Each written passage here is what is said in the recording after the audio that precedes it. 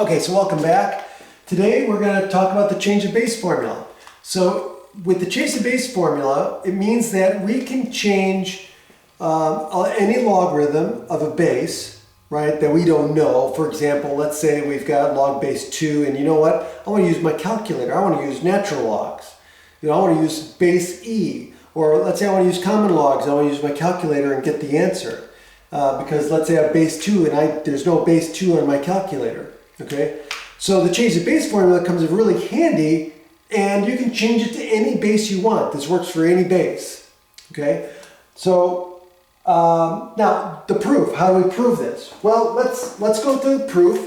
It's pretty straightforward.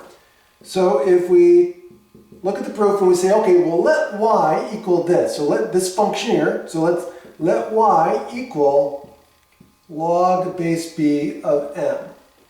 Which means that this is equivalent to what? B to the y is equal to m. Okay?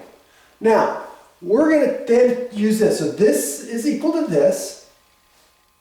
And now what I'm going to do is I'm going to take the log base n of both sides. So that gives me this. Log base n of b to the y is equal to log base n of m, right? I'm just using the identity, or excuse me, the one-to-one property, right? So if this is equal to this, then I can take the log of both sides and it's still equal.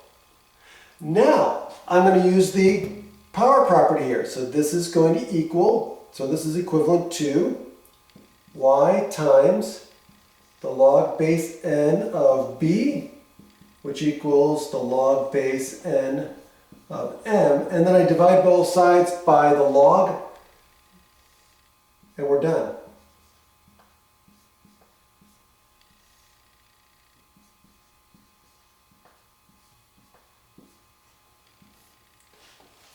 And we get y equals this, because what's y? Well, y, we let y equal it. We defined y as this. So guess what? There's my final answer. Therefore,